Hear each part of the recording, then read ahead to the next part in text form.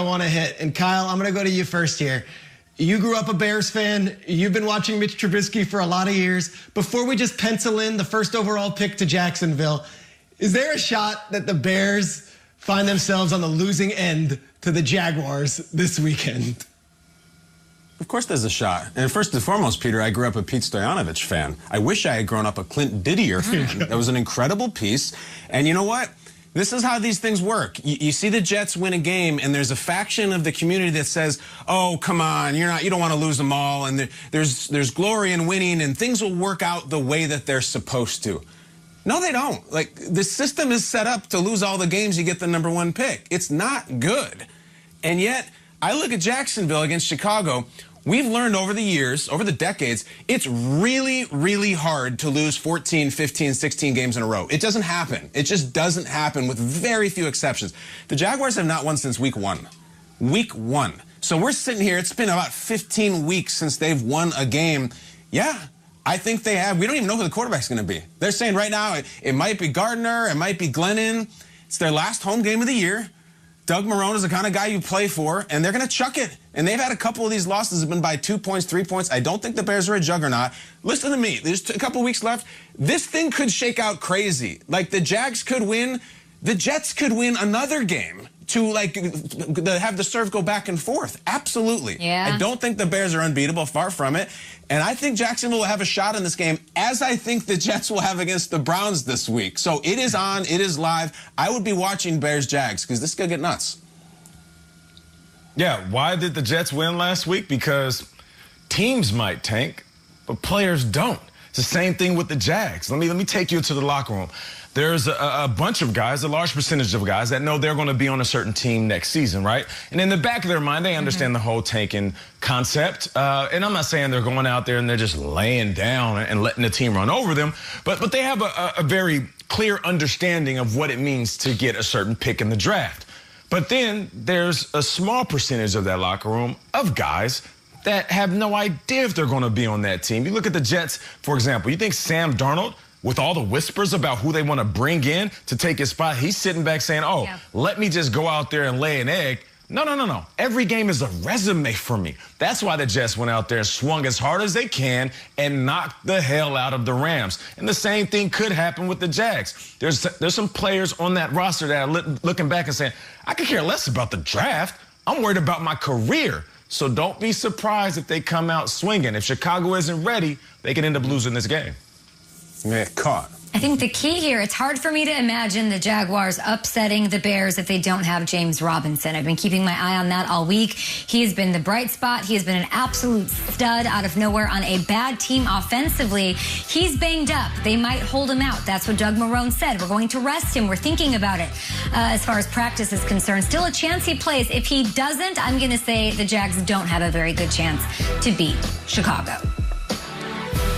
Okay, every single Jets fan in New York right now is working hard to root as hard as they can for those Chicago Bears. So not only are the Bears fans rooting for the Bears, but I can promise you everyone in New Jersey, New York, and anyone who bleeds green, they're all rooting for the Bears. Bears, don't screw this up. Don't screw it up. Nate, let's talk about Juju dancing. Overblown?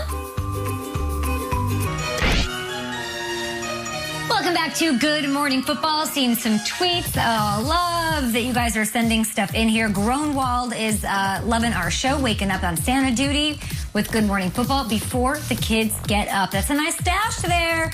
And Mr. Meldrum is saying Merry Christmas from Scotland to the GMFB team. I'm loving all of these tweets and all of these action. And speaking of tweets, let's bring in Patrick Claybon. He is at Patrick Claybon on Twitter. He is low-key one of my favorite follows, always cracking me up on Twitter. So, Patrick, thanks for being here. Merry Christmas. What's going on in the news?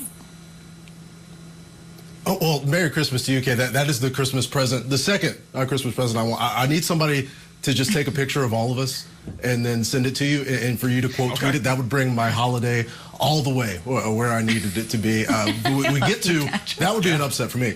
If you thought the Jets beating the Rams in Week 15 was the biggest upset of the week, not even close. It was the upset of the year when the honor of the angry run scepter goes to Ravens offensive lineman Tyree Phillips over Derrick Henry. We go Don't worry, though. Derrick Henry is more than capable of coming up with something even more angry this week when he takes on the Packers. Henry is knocking on that doorstep of 2,000 yards this season. Matt LaFleur hoping his defenders don't get posterized by the King.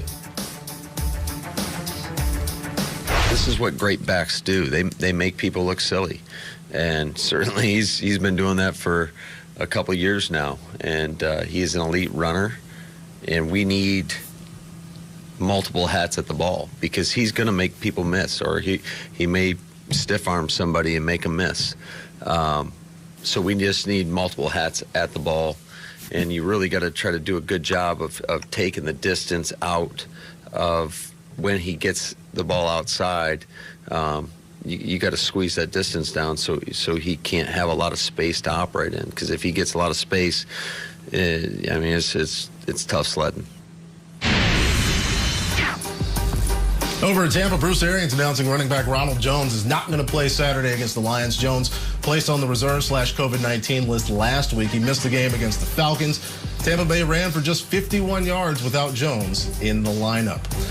And the Jets are donating $250,000 to 4 organizations focused on social justice and inspiring change in the community. Jets owner and chairman Christopher Johnson says, quote, "I am extremely proud of our players and staff who are using our platform to affect change.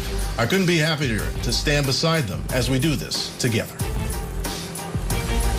Sam back to throw, swings it left, caught by Ty Johnson, left sideline, he's in, that's a Jet touchdown. Gore runs left, dives, pushes the pile, he's in, down the right sideline, it is tipped and broken up by Marcus May. If the Jets get a first down on this play, the game is over. Darnold drops to throw, it's caught, it's a first down.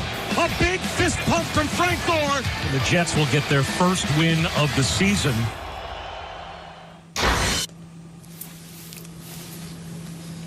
In the last 25 years that we've seen in the regular season. The irony of it is Jalen Ramsey's in on that last play. And in a way, Jalen Ramsey's going to help the Jaguars get the first overall pick in the 2021 draft. But let's go back to that game and wonder, is that so rare? Is it so rare that a team with nothing to play for except pride wins out at the end of the season and alters their draft status and maybe the future of the NFL? It was time to go back in time and explore. The Jets, they might not be alone. Watch this. When Marcus May broke up Jared Goff's 4th down pass to Gerald Everett in Sunday's shocking Jets win over the Rams, it potentially altered the landscape of the entire NFL for the next decade. That's no exaggeration either. A franchise quarterback, the guy, the one that everyone covets, can change everything.